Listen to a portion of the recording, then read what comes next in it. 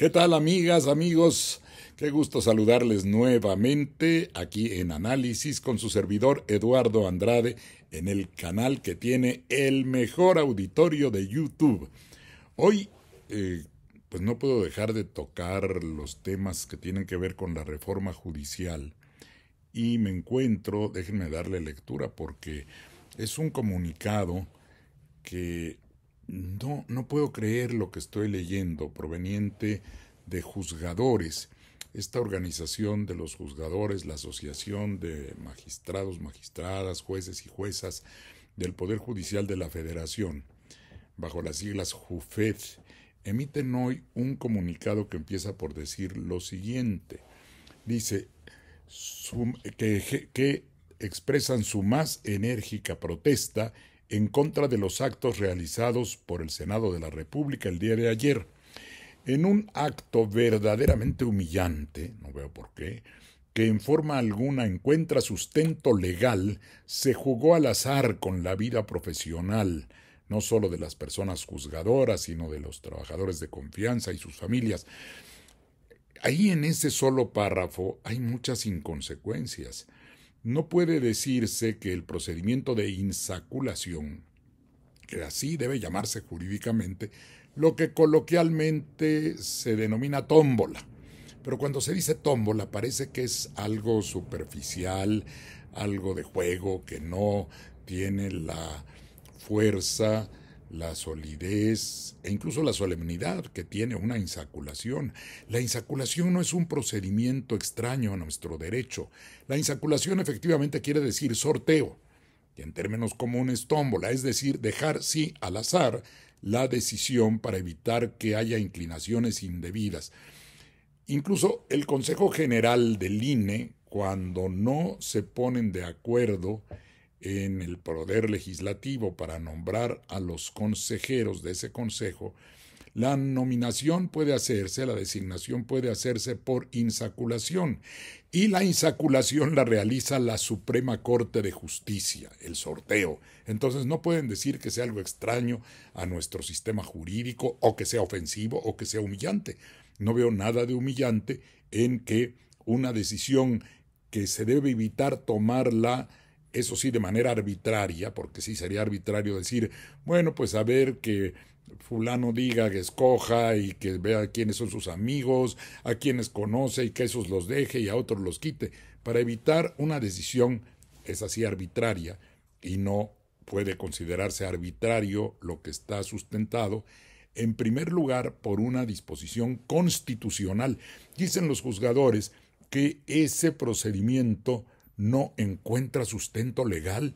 Pues yo no sé cómo no lo encontraron, porque basta leer la Constitución, el inciso B, déjenme decírselos así, porque a lo mejor vale la pena que ellos se orienten en lo que les estamos diciendo, del artículo segundo transitorio de la reforma constitucional, que es una disposición de la Constitución, aunque sea transitoria, y dice, el órgano legislativo determinará la porción de cargos a elegir en cada circuito judicial, considerando en primer término las vacantes, renuncias y retiros programados, es decir, los lugares que van a quedar libres naturalmente. Los cargos restantes, escúchese bien, serán seleccionados mediante insaculación pública, tomando como base la renovación de la mitad de los cargos que correspondan a cada especialización por materia, es decir, que se considere la mitad de cada tipo de juzgados o de las magistraturas de los tribunales de circuito.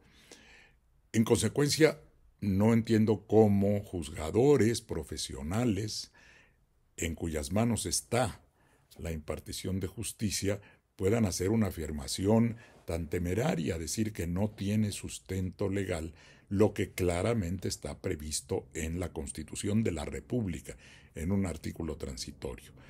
Y jugar al azar, no fue jugar al azar, fue establecer, sí, mediante un procedimiento que es aleatorio, también así se suele decir, que no hay de entrada un conocimiento previo de cómo va a quedar, y por eso recurrieron a todo un procedimiento muy elaborado y muy bien organizado.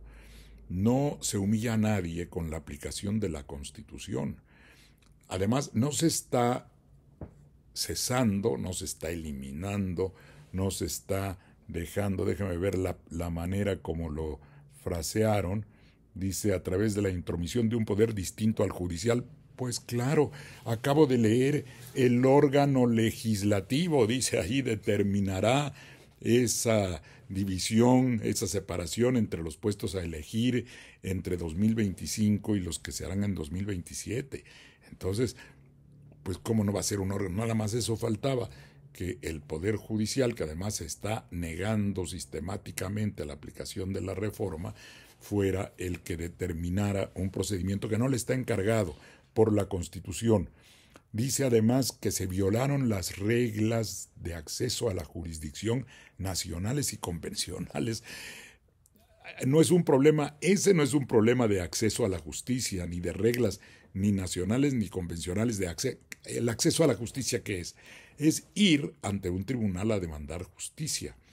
Si algo se ha afectado con el paro ilícito realizado por los magistrados, jueces y trabajadores del Poder Judicial, es el acceso a la justicia de millones de mexicanos que ven impedido su acceso a esa justicia si los tribunales no trabajan y los juzgados no trabajan.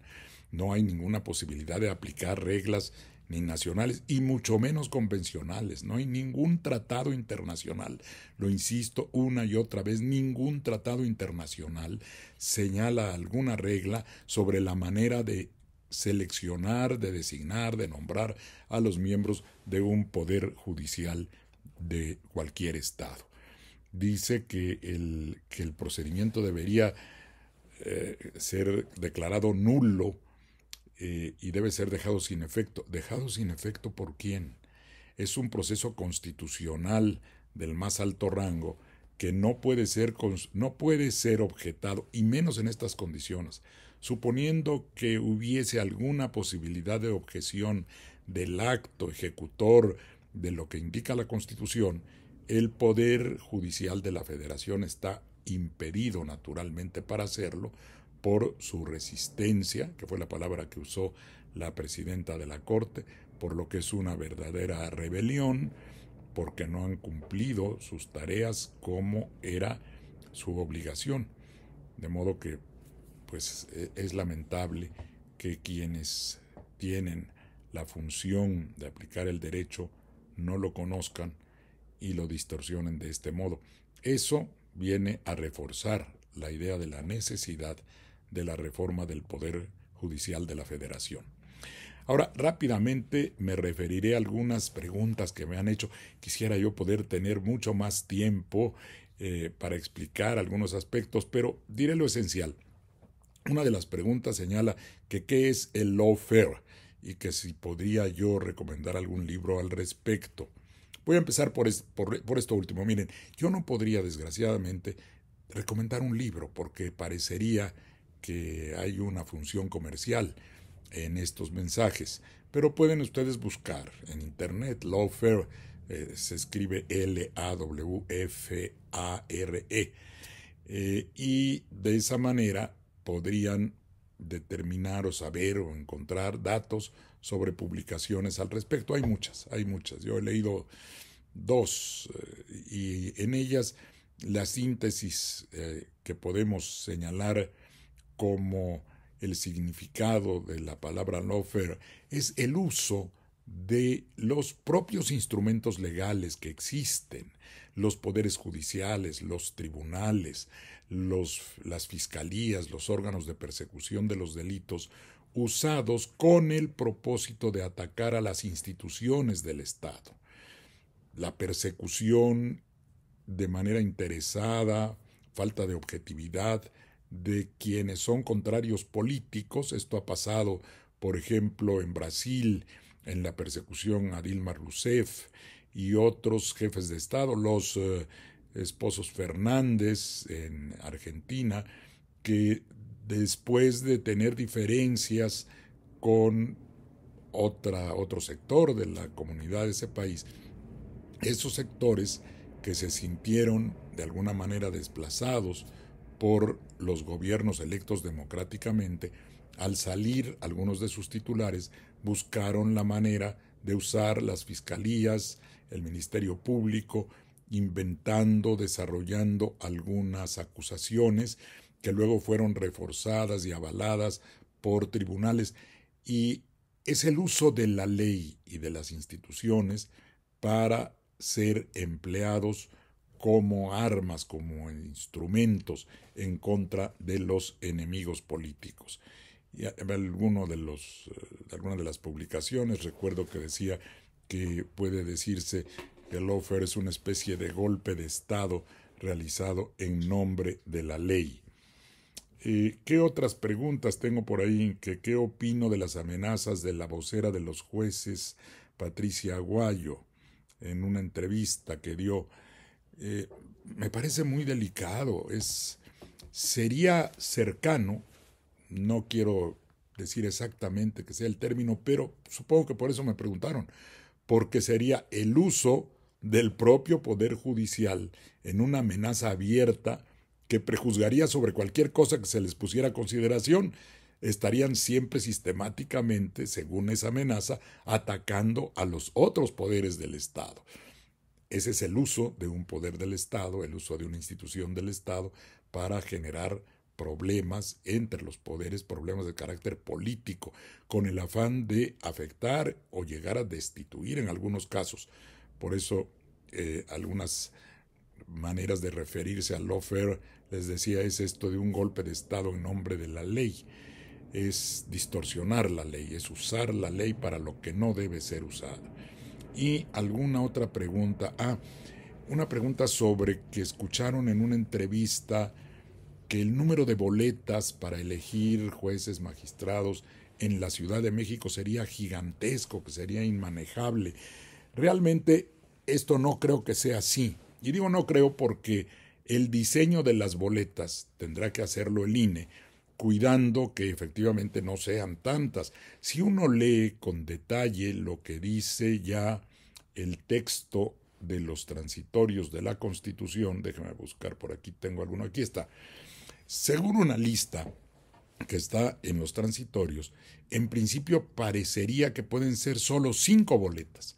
Una para ministras y ministros, otra para magistrados y magistradas del Tribunal de Disciplina Judicial, otra para magistradas y magistrados de la Sala Superior del Tribunal Electoral, otra, la cuarta, para magistrados y magistradas de las salas regionales del Tribunal Electoral y una quinta para magistrados y magistradas de circuito y jueces de distrito.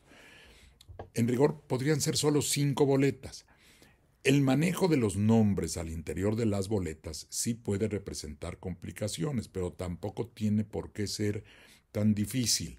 Si consideramos la Ciudad de México, tendríamos aproximadamente 120 juzgados de distrito en la ciudad, pero estos se dividen por el número de distritos existentes.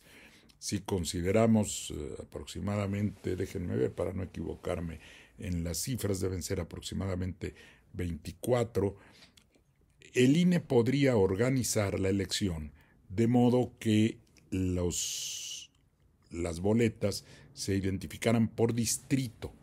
Y entonces, ¿cómo ocurre para los diputados? En la Ciudad de México se eligen 40 diputados en los distritos locales y no le dan a usted 40 boletas y vota según el distrito donde se encuentra. Eso no está perfectamente previsto aún, pero para eso está el desarrollo de la ley de instituciones, la Ley General de Instituciones Políticas y Procedimientos Electorales y la legislación o los acuerdos, mejor dicho, que tome el Instituto Nacional Electoral. En todo el país hay 206 distritos judiciales. En la Ciudad de México hay 24 distritos judiciales federales y 120 juzgados de distrito en esos 24 distritos. A ver, a lo mejor ya nos podemos hacer bolas ahí, pero podemos considerar que son aproximadamente 5 juzgados de distrito por distrito electoral. Y hay una parte donde se dice que para la elección de magistrados y magistradas, jueces y juezas, los votantes podrán seleccionar hasta 5 hombres y 5 mujeres, es decir, la elección será de 10 personas al interior de la boleta y no tiene por qué haber tantas boletas como distritos. No quiere decir en definitiva que vaya a ser como lo estoy diciendo, porque eso corresponde al INE, pero son las cosas que deberán tomar en cuenta, que se hagan las boletas, que se diseñen las boletas de manera que no sea tan difícil la solución o la expresión de la voluntad del votante. Me decían, y ando buscando información, que en Argentina se ha usado una boleta de cupones desprendibles, que cuando hay muchos nombres para seleccionar, el elector puede, en vez de estar escribiendo, poniendo nombres o números, puede simplemente desprender la parte de la boleta con el nombre de aquellos que desea escoger y lo demás se desecha y se destruye de unas boletas que son generalmente bastante extensas. No tengo una confirmación de ese dato, pero suponiendo que no existiera en la realidad, es algo que vale la pena pensar, ¿no? A lo mejor esa es una forma de diseñar boletas totalmente novedosas que resuelvan el problema de facilitar la selección de nombres sin necesidad de estarlos escribiendo, leyendo de un lado, escribiendo en otro. Será un reto a la imaginación y al ingenio del personal del Instituto Nacional Electoral. Pero si ayer, con imaginación, con ingenio y con organización, pudo el Senado desahogar un procedimiento de insaculación que se antojaba bastante complicado, no hay razón para que no se pueda resolver el resto de los problemas derivados de esta nueva estructura constitucional y que nos servirá también, quizá, como lo hemos hecho en otros casos, servirá para que seamos ejemplo en el mundo en materia electoral. Muchas gracias por su atención. Hasta la próxima.